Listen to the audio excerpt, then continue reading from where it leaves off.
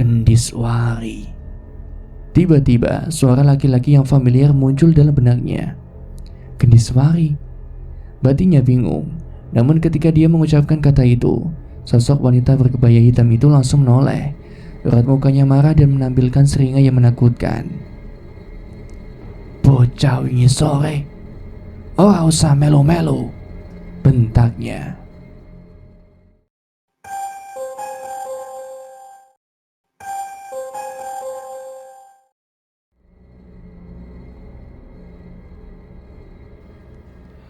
Assalamualaikum warahmatullahi wabarakatuh. Jumpa lagi dan selamat datang kembali di channel Netra Kala.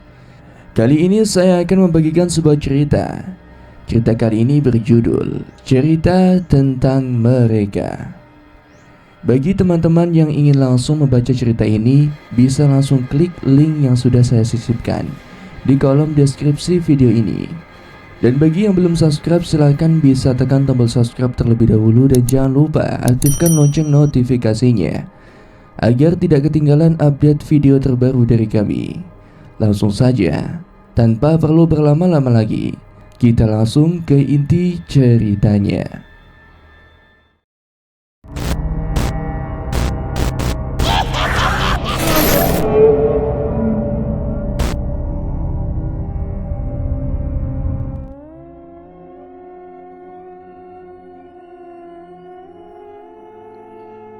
Tidurku tidak nyenyak malam itu. Berbagai posisi sudah ku coba, namun tetap saja mata ini tidak mau terpejam. Ku hela napas dan mencoba untuk melihat jam yang ada di dinding kamar kecil ini. Jam sudah menunjukkan pukul 1 dini hari. Udara yang begitu panas membuatku tak betah untuk menggunakan selimut malam itu. Diak. Terdengar suara kencang seperti benda yang dilempar ke atap rumah mungil ini. Apalagi kali ini? Batinku sembari menghela napas. Sudah puluhan kali dia mencoba mencerna segala sesuatu yang akhir-akhir ini ia temui. Mulai dengan bertemu sosok yang meminta tolong untuk diantarkan pulang, hingga anak kecil yang bermata satu dengan muka berdarah-darah datang meminta permen. Takut. Sebagian orang mungkin akan merasakan takut dengan kehadiran mereka, tapi aku di sini memang sudah dicap untuk bisa melihat dan berinteraksi dengan mereka. Beranjak dari tempat tidur yang menjadi saksi, pertama kali aku bisa melihat sosok-sosok itu. Bim, besok kamu mau kan tinggal sementara di rumah Bude? Ucap Sekar yang tidak lain adalah ibunya sendiri. Kenapa emangnya, Bu? Tanya Bima. Besok seminggu ke depan, ibu sama bapak ada keperluan di luar kota. Jadi kamu sementara minggu ini tidur di rumah Bude ya. Tidak apa-apa kan? Ucapnya sambil membelai rambut anak laki-lakinya itu. Terbiasa dengan ditinggal kedua orang tuanya untuk bekerja, Bima tidak mempermasalahkan itu semua. Hanya anggukan yang dilakukannya sebagai tanda kalau dia setuju dengan apa yang diminta oleh wanita yang disebutnya sebagai ibu. Assalamualaikum, ucap Sekar saat sudah tiba di rumah kakaknya Yanti. Waalaikumsalam, sini masuk, ucap Bude mempersilahkan kami untuk masuk ke dalam rumahnya. Ini Mbak, aku mau minta tolong seminggu ini, biar Bima tinggal di sini ya. Kasihan kalau dia di rumah sendirian, ucap Sekar yang langsung to the point dengan maksud kedatangannya.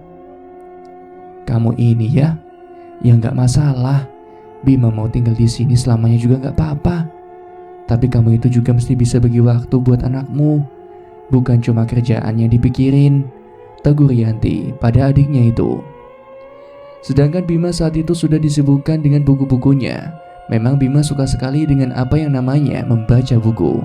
Bahkan dia sudah meminta untuk dibuatkan ruang pribadi untuk koleksi buku-bukunya. Bim, nanti kamu pakai kamarnya Mbak Santi ya. Kan sekarang dia udah sama suaminya, jadi kamar itu kosong, ucap Bude di sela-sela obrolan mereka. Iya Bude, hanya itu yang diucapkan Bima sembari masuk ke dalam kamar yang Bude Yanti bilang. Sudah terbiasa dengan semua ini, tidak ada rasa canggung yang muncul dari diri Bima. "Kamarnya belum dibersihkan ya Bude," kata Bima yang menjulurkan kepalanya menghadap ruang ke arah di mana ibu dan kakaknya sedang berbincang. "Belum Bim, sebentar ya, nanti Bude bersihkan," ucapnya sambil lalu. "Biar Bima aja Bude yang bersihin," katanya sambil keluar untuk mengambil perlengkapan untuk membersihkan kamar tersebut. Sedangkan Bude dan ibunya hanya mengiyakan apa yang ingin Bima lakukan. Sudah beberapa waktu Bima membersihkan kamar tersebut, masih terdengar obrolan di antara kedua wanita kakak beradik itu. "Bim, ibu pulang dulu ya. Jangan bandel kamu di sini," ucap Sekar berpamitan dengan anaknya. "Bima itu udah besar Bu, tahu apa yang harus Bima lakukan," ucapnya sembari menerima uluran tangan Sekar. Saat ini memang Bima sudah menjadi siswa SMA. Ya walau baru kelas 1, tetapi dengan sifatnya yang pendiam membuat dia terlihat lebih dewasa. Mungkin karena keterbiasaannya mandiri membuat dia tumbuh menjadi pribadi yang jauh lebih tangguh dari penampilannya. Malam sudah beranjak, bulan sudah menampilkan cahayanya yang sendu. Bima memang hobi duduk sendiri melamun merasakan kesunyian. Baginya sungguh kenikmatan yang tidak bisa ia dapatkan dari hal yang lainnya. "Kamu ngerokok Bim?" sapa Pak Dewawan yang sudah duduk di sebelah Bima. "Iya Pak De, cuma ayah sama ibu tidak tahu kalau Bima merokok," ucap Bima memberikan senyum simpul. "Kamu ini Bim, masih kecil kok udah ngerokok," tegurnya. "Kamu kesepian ya Bim? Kalau kamu memang mau tinggal di sini terus, Pak De juga nggak masalah. Sekalian malah bisa jadi temannya Pak De," ujar Pak Dewawan yang ikut menyalakan sebatang rokok. Memang Pak De dan Bude belum diberikan kesempatan untuk memiliki anak laki-laki. Ketiga anaknya semua perempuan. Mungkin Pak De merasa butuh teman sesama laki-laki untuk saling bercerita nantinya. "Udah biasa Pak De, ayah dan ibu sibuk dengan kegiatan mereka." "Ya Bima sudah tidak mempermasalahkan itu semua," ujar Bima yang masih suka memandangi bulan yang ada di atasnya. Mendengar itu semua, Pak Ade hanya tersenyum dan langsung beranjak kembali ke dalam rumah. Semilir angin malam terasa lembut menerpa tubuh Bima. Malam semakin larut, ia masih saja betah dengan posisinya dari tadi. Entah malam ini terasa begitu aneh, seolah dia sedang menantikan sesuatu yang memang sudah lama ingin bertemu dengannya. Menyadari bahwa sudah terlalu lama dia duduk di sini, Bima beranjak pergi ke kamar mandi untuk membersihkan badan sebelum tidur. Terdengar suara pintu yang terbuka tepat di depan Bima. Heran, karena dia sama sekali belum menyentuh pintu itu. Dilihatnya juga tidak ada siapapun dalam kamar itu. Bima mencoba untuk memeriksa. Siapa tahu ada tikus yang masuk ke dalam kamarnya, karena tidak mungkin angin bisa mendorong daun pintu yang tertutup rapat. Sudah 10 menit, Bima mencari-cari penyebab dari kejadian tadi, tapi tidak ada satupun hewan yang ditemukannya.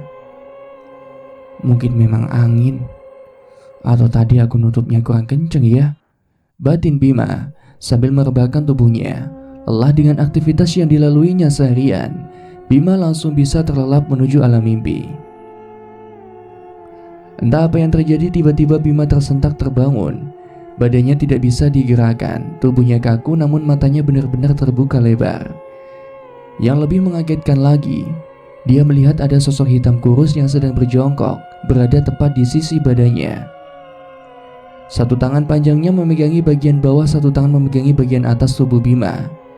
Bentuk makhluk itu tinggi besar, dengan warna kulit hitam legam, kuping yang runcing dan memiliki mata merah yang menyala. Takut dengan apa yang dia lihat, Bima seketika memejamkan mata. Tubuhnya masih tidak bergerak, napasnya memburu dan hanya berdoa yang bisa dia lakukan dalam hatinya. Teriak pun dia tidak bisa, mulutnya benar-benar terkunci. Hingga dalam sekali sentakan akhirnya Bima bisa bergerak. Napasnya masih memburu, tubuhnya basah oleh keringat. Astagfirullah, astagfirullah, apa itu tadi? Ucap Bima yang masih ketakutan dengan apa yang dia lihat barusan. Jelas tadi bukan mimpi, sosok itu benar-benar nyata. Dilihatnya jam sudah menunjukkan pukul 2 dini hari. Kembali dia membaringkan badannya. Bayang-bayang sosok tadi masih tertera jelas dalam ingatannya. Kembali tidurnya terasa tidak nyaman. Dia memimpikan sesuatu yang aneh, bertemu dengan kakek-kakek yang bisa terbang, manusia setengah hewan, dan yang lainnya. Paginya dia terbangun dengan badan yang cukup panas. Sejenak dia ingin bangun untuk bisa pergi ke sekolahan. Namun baru saja dia beranjak, kepalanya begitu berputar hingga ia menabrak kursi dan terjatuh. Astagfirullah, kamu kenapa Bim? Badan kamu panas banget, ucap Budayanti yang mencoba untuk membangunkan Bima untuk kembali ke tempat tidur. Gak tahu Bude, tiba-tiba saja badan Bima gak enak rasanya. Buat berdiri juga pusing, ucapnya dengan lirih. Seketika Bima muntah, tetapi yang keluar hanya cairan bening. Melihat itu semua, Budayanti segera memanggil suaminya. Kita ke dokter sekarang, ucap Pak D yang melihat kondisi Bima begitu pucat dan panas. Khawatir dengan penakannya itu, mereka berdua lantas langsung pergi untuk menuju rumah sakit. Sedang Bima di jok belakang hanya bisa mengerang karena badannya begitu panas. Sesekali dia membuka mata. Dilihatnya sepanjang jalan banyak sekali makhluk aneh yang dia lihat. Setelah sampai di rumah sakit, keadaan Bima tidak jauh lebih baik. Ia hanya bisa menutup matanya. Baru kali ini dia melihat begitu banyak hal-hal yang di luar nalar. Apa yang sedang terjadi dengannya? Apakah ini semua halusinasinya? Batin Bima. Kepalanya benar-benar pusing dan serasa hampir meledak. Setelah masuk UGD, Bima langsung mendapatkan perawatan. Beberapa kali suster keluar masuk membawa beberapa barang seperti infus dan yang lainnya. Bagaimana kondisi Bima, Dok? Tanya Budi yang masih terlihat khawatir dengan kondisi Bima. Tidak ada yang perlu dikhawatirkan, Bu. Bima hanya kecapean. Untuk sementara bisa rawat jalan dulu dan tidak boleh terlalu banyak pikiran ya, ucap salah satu dokter yang memeriksa Bima. Namun tetap Bima harus menghabiskan 1 kantung infus sebelum diperbolehkan untuk pulang. Seharian dia tidak berani membuka mata, bahkan ketika diajak bicara oleh budenya. Pak D di mana, Bude? Tanya Bima masih dengan memejamkan matanya. Lagi beli makan, Bim. Kamu kenapa masih merem gitu, Bim? Pusing, ujar Budayanti. Iya, Bude. Tiap matanya dibuka seperti melayang-layang. Gila Bima yang tidak mau menceritakan apa yang dilihatnya itu. Itu Pak D udah balik. Abis ini Bude pulang duluan ya. Kasihan kakakmu kalau di rumah tidak ada orang, ucapnya. Iya Bude, maaf merepotkan, kata Bima dengan sedikit membuka matanya. Pak D, ada yang mau Bima ceritakan, ujar Bima setelah budinya pergi meninggalkan mereka berdua. Bima langsung menceritakan kejadian yang dia alami. Dia yakin Pak D akan lebih bisa dengan bijak menerima apa yang Bima ceritakan. Serius kamu Bim? Ucap Pak Dewawan yang masih antara percaya atau tidak dengan apa yang Bima katakan. Benar Pak D, bahkan saat ini entah kenapa aku bisa melihat mereka, kata Bima yang masih terlihat ketakutan dengan sekitarannya. Pak Dewawan sejenak berpikir, prihatin dengan apa yang terjadi dengan keponakannya. Segera dia membuka handphonenya dan keluar ruangan untuk menghubungi seseorang. Kembali Bima memejamkan matanya. Selang beberapa menit, terdengar tirai disibakan dan seorang berjalan untuk menuju ke berangkar Bima. Mengira itu Pak D-nya, Bima segera membuka matanya untuk meminta segera pulang. Tetapi betapa terkejutnya dia. Yang dia lihat adalah sosok laki-laki yang bermuka hancur penuh darah, lehernya patah dan matanya hampir keluar. Seketika Bima teriak dengan kencang. Dengan buru-buru, suster yang ada di sana mendatangi Bima yang histeris sambil menunjuk-nunjuk sosok yang tidak bisa mereka lihat. Bim, kamu kenapa Bim? Ucap Pak D yang langsung berlari untuk masuk ke dalam ruangan. Bima mau pulang Pak D. Sekarang Bima mau pulang, kata Bima histeris. Karena memang kondisi Bima yang baik-baik saja, akhirnya setelah selesai menyelesaikan administrasi, Bima diperbolehkan untuk pulang. Kita mampir ke teman Pak D dulu ya Bim. Kamu kuat kan? Ujar Pak D sambil menyetir mobilnya. Kuat Pak D, asal jangan ke rumah sakit. kata Bima yang masih ngeri dengan kejadian yang dia alami. Bahkan di dalam mobil pun dia masih sering memejamkan matanya. Entah sudah berapa lama mereka mengendarai mobil dan menembus jalanan, hingga terasa mobil yang mereka tumpangi itu mulai melambat. Pak Ade sudah menghentikan dan memarkirkan mobil di salah satu rumah yang cukup modern dan megah. Terlihat laki-laki parubaya sudah menunggu mereka di teras rumah. "Assalamualaikum Rif," salam Pak Ade Wawan pada temannya. "Waalaikumsalam, silakan duduk," ucap Pak Arif. Kulihat suasana rumahnya begitu sejuk. Ada beberapa sosok yang sedang berdiri mengawasi mereka. Tapi bentuknya sama saja dengan manusia. Bahkan Bima pikir itu adalah manusia biasa, sampai salah satu dari mereka berjalan menembus dinding. "Lihat apa nak?" ujar Pak Arif yang mengikuti arah pandang Bima. Tidak pak, maaf," ucap Bima yang tidak enak jika terlihat tidak sopan. "Jadi, ini keponakanku Rif. Semalam dia..." Kemudian Pak Ade menceritakan apa yang sedang terjadi padaku. "Ya, memang ada sesuatu yang unik dari anak ini, Wan. Dan aku sendiri tidak bisa untuk menutup mata batin yang sudah terbuka. Sosok yang dia temui itu salah satu penjaga dari keluarganya. Dan memang itu sudah menjadi perjanjian dari leluhurnya dengan sosok tersebut," jelas Pak Arif. "Perjanjian?" ucap Ade Wawan. "Iya, leluhurnya punya perjanjian bahwa dia harus menjaga anak keturunannya hingga yang terakhir," kata Pak Arif. "Jadi, apa yang Bima lihat itu bukan halusinasi, Pak?" ucap Bima.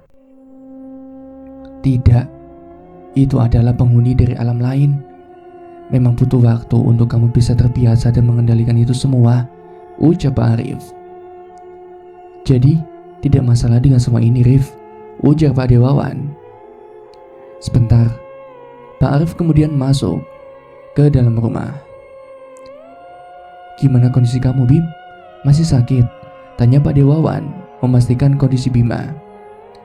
"Udah mendingan sih Pak Ade, tidak sepusing tadi. Justru ketika masuk rumah ini, rasanya badan aku jadi sedikit enteng," ucap Bima. "Syukurlah kalau gitu," kata Pak Ade yang mulai menghidupkan rokoknya. Beberapa menit sudah Pak Arif masuk ke dalam rumah, hingga terdengar pintu yang terbuka. Kali ini dia membawa nampan berisi 3 gelas teh hangat dan 1 gelas air putih. "Mas Bima, minum air ini dulu ya.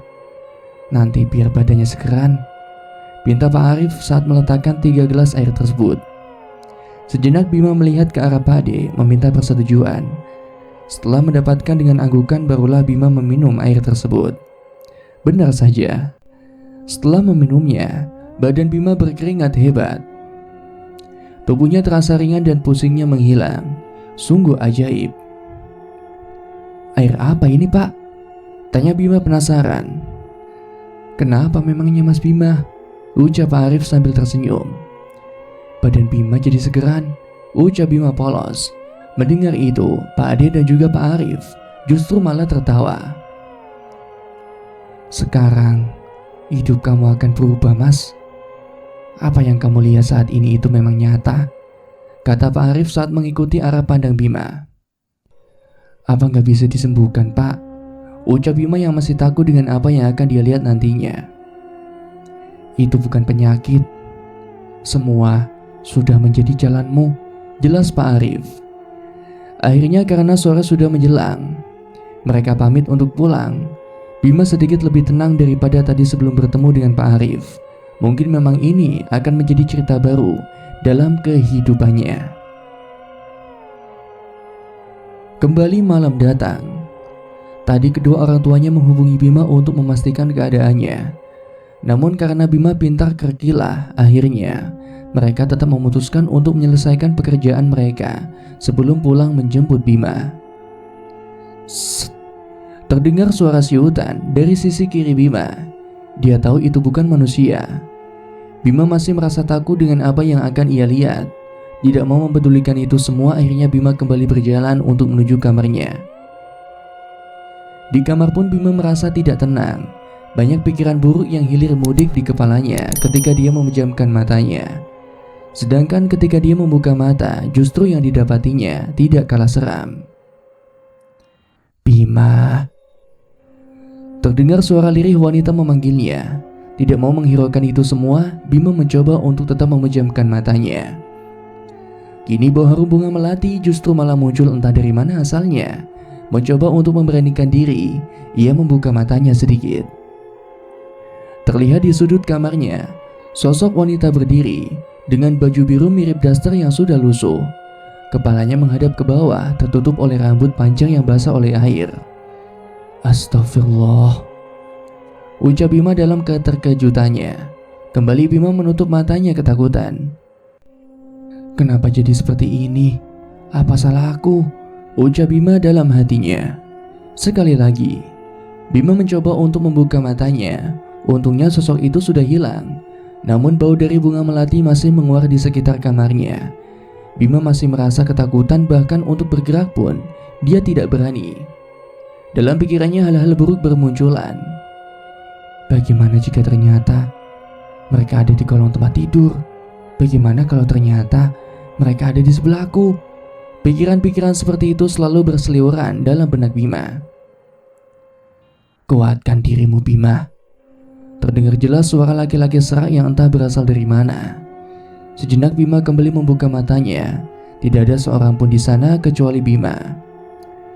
Suara detak jam dinding terdengar semakin kencang, menandakan kalau malam sudah kian larut. Suara hingar-bingar yang sedari tadi Bima dengar semakin kencang di telinganya. Tidak berani menengok ke arah jendela, tetapi Bima penasaran dengan suara seorang laki-laki yang dia dengar dengan jelas. Kalau memang harus begini, aku harus terbiasa, ucap Bima dengan mantap. Dia tahu bahwa dia harus terbiasa melihat sosok-sosok itu. Memberanikan diri untuk melihat ke jendela, sedikit ia sibakkan tirai yang persis berada di sebelah tempat tidurnya. Ternyata perbuatan yang ia lakukan merupakan keputusan yang salah. Baru saja ia membuka sedikit gorden, sosok wanita itu sudah menampakkan lagi. Dan kali ini tepat jelas beradu muka dengan Bima. Kulitnya pucat, matanya merah. Sebagian mukanya hancur bagai korban kecelakaan. Bima. Sekali lagi suara wanita itu memanggil nama Bima. Pelan-pelan dia mencoba untuk menutup tirai itu kembali dan bermaksud untuk kembali merebahkan tubuhnya di atas kasur. Namun saat kembali menolehkan, justru kali ini Bima dikagetkan dengan sosok yang semalam dia temui. Dengan posisi jongkok yang sama persis seperti kemarin malam, Bima sama sekali tidak bisa bergerak. Sosok itu begitu mengerikan baginya. Terlebih ketika dia tersenyum, terlihat giginya yang runcing bagai mata gergaji yang tajam. Bima, sudah waktunya. Terdengar suara yang bersumber dari makhluk itu. Dia masih menyeringai menyeramkan. Namun jelas suara itu muncul dari mulut makhluk itu. Siapa kamu? Ucap Bima gemetaran hebat. Dia lupa dengan semua penampakan yang dilihatnya seharian ini. Sosok yang ada di hadapannya benar-benar membuat Bima begitu terasa kecil. Belum waktunya kamu tahu siapa aku. Kuatkan mentalmu, Bima. Sekali lagi suara itu muncul dari mulut yang masih menyeringai. Ingat, Bima, ini baru permulaanmu. Dalam sekejap sosok itu sudah hilang dan digantikan dengan asap yang tipis. Bima yang masih shock dengan kejadian barusan hanya bisa terengah-engah dan kembali merengguk di atas kasur miliknya. Tidak menyangka hanya dalam kurun waktu 24 jam dunianya sudah berubah 180 derajat. Bagaimana aku bisa melalui ini semua?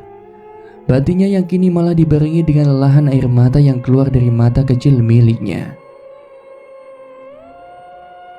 Subuh sudah berkumandang. Semalaman Bima tidak bisa memejamkan matanya. Suara berisik yang timbul dari luar kamarnya membuat dia tidak bisa sedetik pun memejamkan mata. Walau tidak ada lagi sosok yang muncul, tetapi tetap saja kalau seperti ini dia tetap merasa terganggu dengan semua itu. Pagi sudah benar-benar datang. Terlihat sinar matahari yang menembus celah-celah jendela yang berada di kamar Bima. Tok tok tok. Suara pintu diketuk dari luar. Bima, bangun nak. Sarapan dulu. Suara Bude terdengar dari arah luar. Iya Bude, sebentar, jawab Bima. Sini Bim, gimana kondisi kamu? Sudah sehat? Ucap Mbak Maya yang baru saja pulang dari kegiatan studi tour di sekolahnya. Sudah Mbak, udah enakan, kata Bima yang sudah duduk di depan Mbak Maya. Kali ini pandangannya jatuh ke arah samping sepupunya itu. Ada sosok wanita Jawa yang tersenyum simpul melihat ke arah Bima. Entah siapa, saat ini tidak mau tahu dan melanjutkan sarapannya. Bim, kalau nanti kamu udah sehat, ikut Mbak aja yuk, ajak Mbak Maya. Kemana Mbak? Ucap Bima sambil menyuapkan nasi ke dalam mulutnya. Ya jalan-jalan aja, biar kamu segeran juga. Menanggapi itu semua Bima hanya mengangguk dan tersenyum. Sedang dari tadi sosok wanita Jawa itu terus memperhatikan Bima dengan senyum yang mengerikan. Kamu kan baru semalam sampai Mei, istirahat dulu kenapa? Lagian Bima juga masih kelihatan belum fit. Ujar Bude yang mengerti kalau Bima sebenarnya masih malas untuk pergi keluar rumah. Pak De udah berangkat ya Bude? Tanya Bima, karena sedari tadi Pak D-nya tidak muncul. Iya, tadi udah berangkat pagi-pagi. Katanya ada meeting pagi, jadi mesti datang lebih awal. Jelas Bude. Setelah selesai sarapan dan membersihkan piring-piring kotor, Bima kembali lagi ke kamarnya. Kali ini Mbak Maya mengekorinya. Kamu kenapa Bim? Mbak lihat kamu kayak banyak pikiran. Sini cerita sama Mbak, ucapnya saat sudah duduk di kursi yang ada dalam kamar itu. Bima kembali melihat sosok yang ada di belakang Mbak Maya, tapi kali ini berbeda. Sosok itu hanya berdiri di depan pintu kamar yang Bima tempati. Serius kamu Bim? Ucap Mbak Maya kaget dengan apa yang sudah Bima ceritakan. Semua dari awal hingga kejadian semalam Bima ceritakan secara mendetil. Dan siang hari pun kamu masih bisa melihat mereka. Terus kamu gimana? Katanya masih shock dengan apa yang Bima ceritakan. Gak tahu Mbak. Ya kalau harus seperti ini terus, ya mau gak mau harus dijalani Mbak. Tapi sekarang aku masih takut untuk keluar rumah. Bahkan untuk ke kamar mandi pun aku harus benar-benar mengumpulkan keberanian, kata Bima. Ya udah, sekarang kamu istirahat aja. Kalau ada apa-apa langsung panggil Mbak aja ya, ucap Mbak Maya sambil beranjak meninggalkan Bima untuk istirahat. Iya Mbak, sahut Bima yang sudah merebahkan badannya. Memang intensitas mereka di siang hari tidak sebanyak waktu malam hari. Bima tidak tahu kenapa. Yang terpenting saat ini, dia bisa memejamkan mata untuk mengganti tidurnya yang terganggu di malam hari. Seminggu sudah Bima tinggal di tempatnya Bude Yanti. Dia mulai terbiasa dengan apa yang dia lihat. Walau kadang Bima masih merasa kaget jika tiba-tiba ada sosok yang muncul di hadapannya. 3 hari setelah Bima sakit, dia memutuskan untuk berangkat ke sekolah. Kondisinya terbilang sudah sehat. Yakin kamu sudah sehat Bim? Kata Pak Ade saat sarapan sebelum berangkat kerja. Iya Pak De, udah 3 hari juga aku gak masuk sekolah.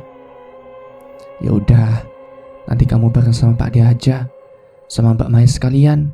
Gak usah naik angkot, pinta Bude Yanti yang masih sibuk mondar-mandir membawa makanan.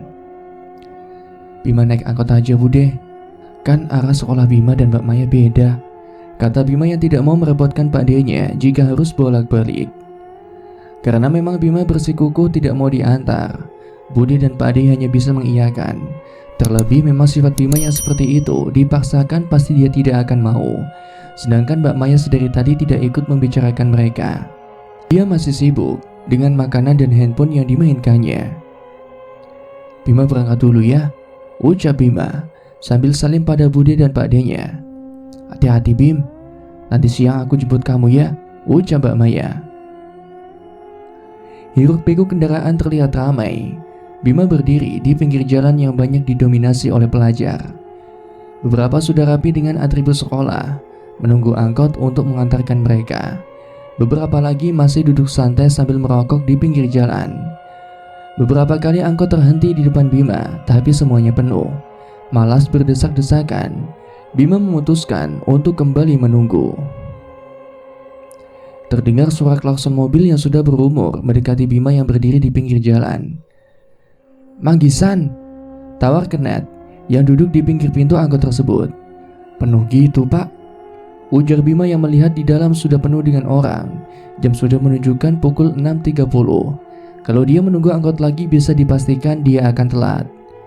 Dengan berdesak-desakan, akhirnya Bima naik dan duduk di sebelah Kenet. 10 menit sudah berlalu. Harusnya sebentar lagi dia sampai di jalan masuk ke sekolahnya. Masih ada sisa 15 menit untuk berjalan untuk menuju ke sana. Sialnya tidak ada angkot yang langsung turun persis di depan sekolah. Alhasil Bima masih harus berjalan kaki 300 meter untuk menuju gerbang sekolahnya. Gerbang sekolah dengan tulisan Pemuda Bangsa sudah terlihat. Tampak bangunan yang tinggi menjulang dengan barisan pohon-pohon besar di sekelilingnya. "Hei, kamu cepat! Gerbangnya mau saya tutup!" teriak satpam yang sering dipanggil Pak Ogi. Dengan berlari Bima segera masuk ke dalam kompleks sekolah. Sadar bahwa ini pertama kalinya Bima keluar rumah, dia harus siap dengan segala sesuatu yang akan ditemuinya. Perasaan ngeri sebenarnya sudah menggerayangi batin Bima, apalagi rumor yang beredar bahwa sekolahnya merupakan sekolah tua dengan banyak cerita-cerita seram di dalamnya. Menghela napas, Bima melangkah untuk menuju kelasnya. Beberapa kali dia melihat sosok yang duduk di atas pohon. Suara cekikikan mereka sebenarnya mengganggu pendengaran Bima, tetapi dia berusaha untuk pura-pura tidak memperhatikan itu semua. "Bengong aja, udah sehat," ujar Panji yang kini berjalan di sisi Bima. "Udah," hanya itu yang diucapkan Bima. Panji sendiri tidak heran dengan kelakuan Bima.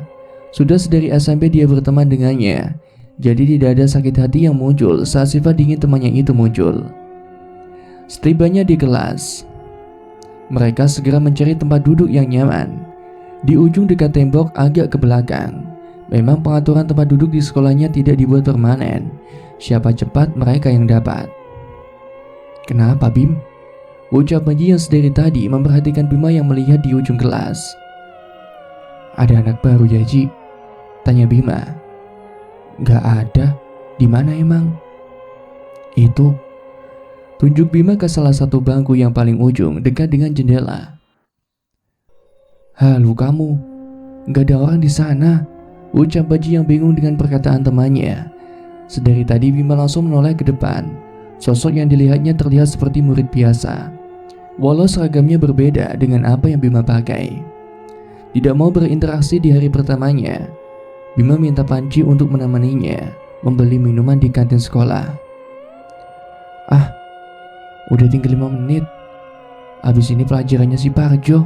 Malesan nanti dihukum," tolak Panji. Karena malas jika harus keluar sendiri, Bima mengurungkan niatnya. Kembali Bima menoleh ke arah siswa itu. Namun kali ini dia juga menoleh ke arah Bima, seolah dia tahu kalau Bima sedang memperhatikannya.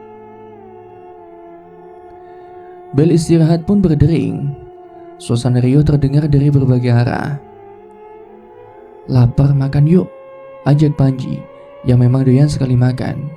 "Duluan Ki, ntar aku nyusul," kata Bima yang masih membereskan buku-bukunya.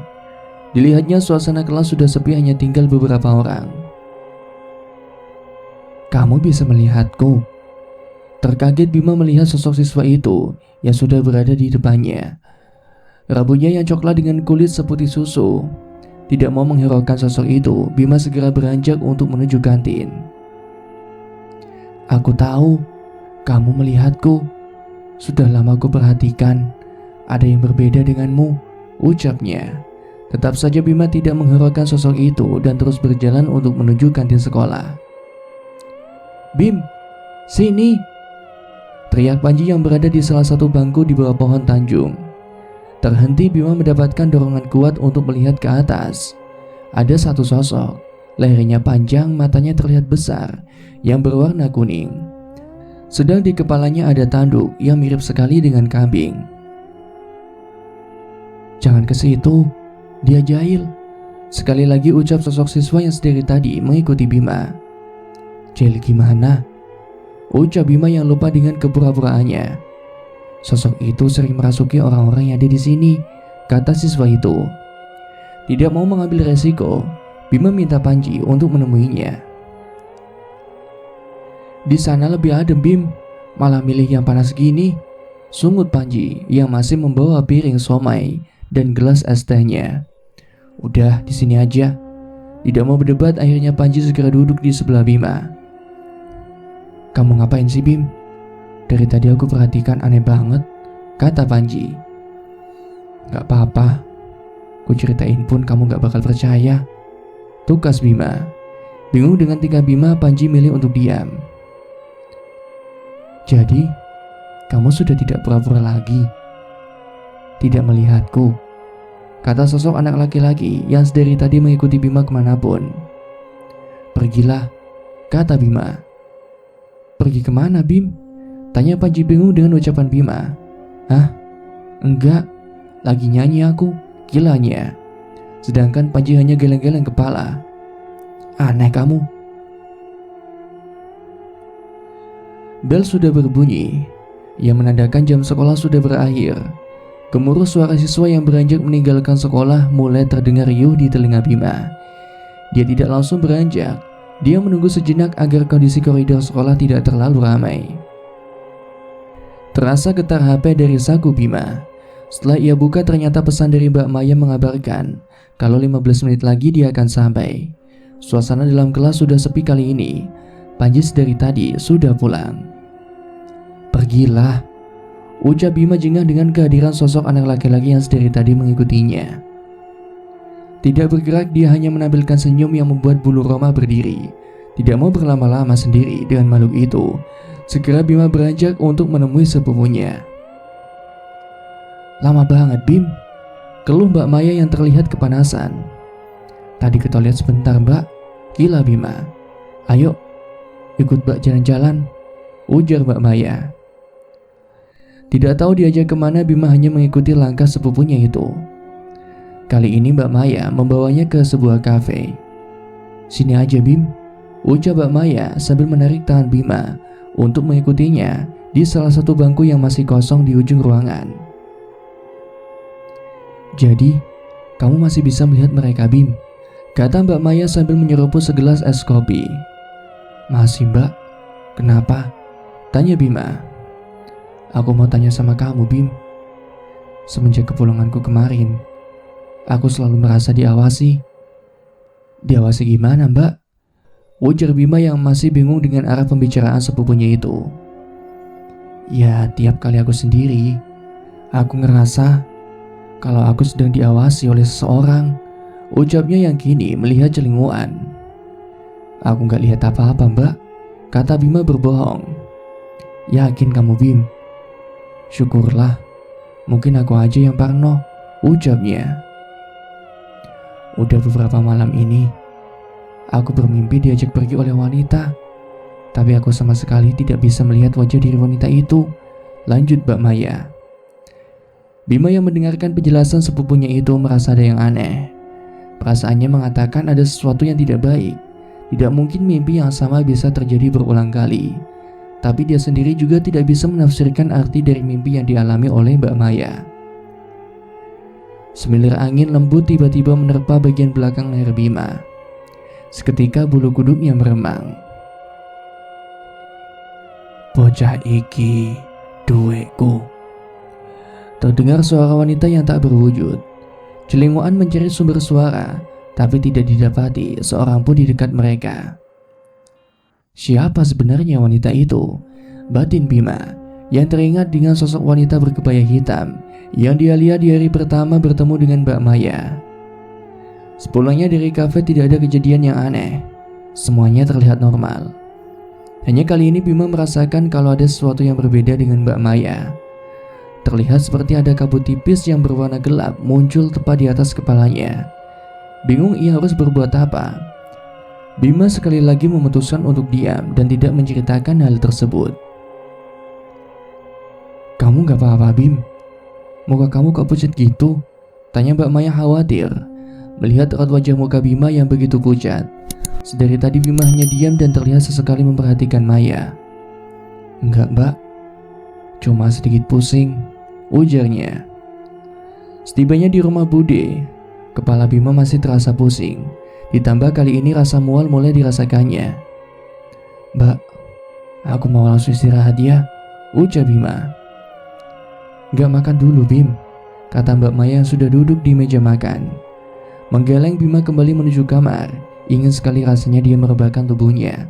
Kepalanya begitu pusing dan perutnya serasa diaduk-aduk. Lambat laun Bima merasakan ada sentakan kecil di kepalanya. Ada tarikan-tarikan seperti rambutnya sedang dicabuti.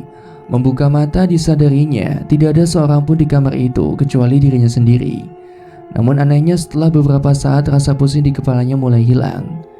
Badannya yang sedari tadi merasa berat mulai terasa ringan hingga matanya terpejam. "Sini, Le," ucap laki-laki renta di depan gubuk yang belum pernah Bima lihat sama sekali.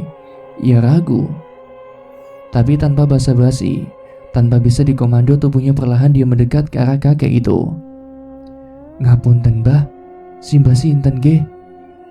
Kula tempu diniki, Mbah," kata Bima sambil melihat sekitar. Saat ini dirinya duduk di salah satu amben di depan gubuk. Di sekelilingnya banyak sekali pohon-pohon besar yang menjulang tinggi. Langit terlihat gelap, seperti mendung atau maghrib yang sudah mulai menjelang.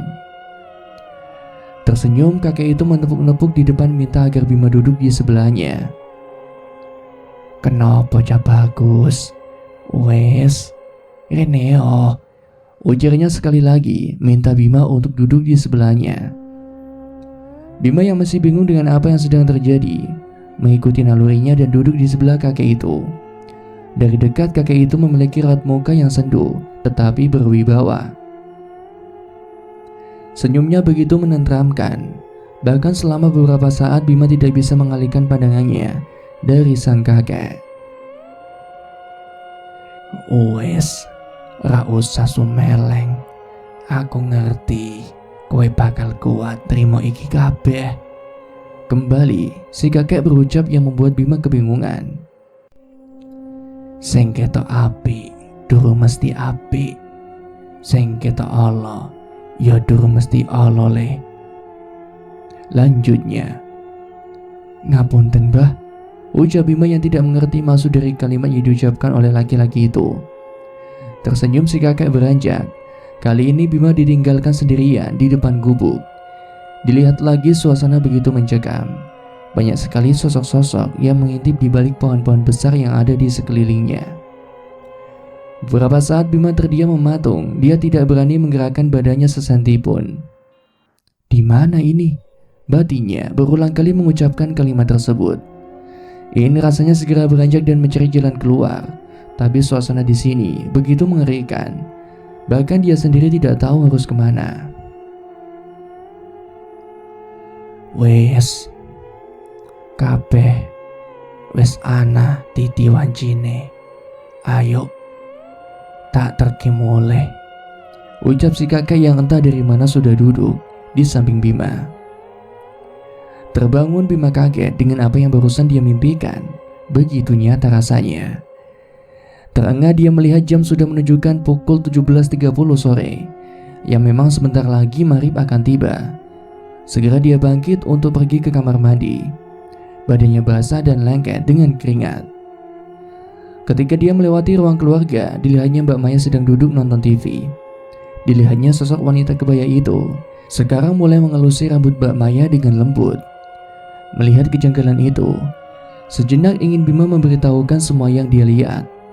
Tapi seringai dari sosok itu benar-benar membuat mental Bima jatuh dan tidak berani menatapnya. Maghrib sudah berkumandang, malam mulai datang dengan suara serangga yang mulai bersahutan. Suasana rumah itu begitu tidak enak, tidak seperti malam-malam sebelumnya. Budi dan Pade juga pergi sedari sore dan belum pulang. "Kita pesan makan aja ya Bim," ucap Mbak Maya. "Iya Mbak." "Budi sama Pakde kemana?" tanya Bima. "Lagi kondangan Bim, paling ya pulangnya maleman." Tidak bertanya lebih, lanjut Bima kembali duduk di sebelah Mbak Maya. Terasa begitu tidak nyaman. Sedari tadi bulu kuduknya meremang. Sesekali dia melirik sosok yang ada di belakang Mbak Maya yang masih terus mengusap-usap kepalanya. "Ada apa ini sebenarnya?" batin Bima. Karena perasaannya begitu tidak enak dengan apa yang dia lihat. Seolah tahu apa yang Bima batin, sosok itu kali ini berjalan untuk menuju Bima. "Bocah iki kudu melu aku," ucapnya dengan tanpa membuka mulut sama sekali. Yang kali ini dibarengi dengan munculnya bau bunga melati yang kuat. "Kamu pakai parfum melati Bim," ujar Mbak Maya sambil mengendus-endus udara di sekitarnya. "Enggak Mbak, kirain Mbak Maya yang pakai," jawab Bima. "Kok bau melati sih?" bisik Mbak Maya yang mulai merasa merinding. "Gak ada hantu yang lewat kan Bim?" tanyanya. "Gak ada Mbak, gak ada apa-apa," jawab Bima bohong. Dilihatnya lagi sosok itu, seolah-olah Bima terpesona dengan sosok itu. "Kendiswari." Tiba-tiba suara laki-laki yang familiar muncul dalam benaknya. "Kendiswari?" batinnya bingung. Namun ketika dia mengucapkan kata itu, sosok wanita berkebaya hitam itu langsung menoleh. Erat mukanya marah dan menampilkan seringai yang menakutkan. "Bocah wingi sore, ora usah melu-melu," bentaknya.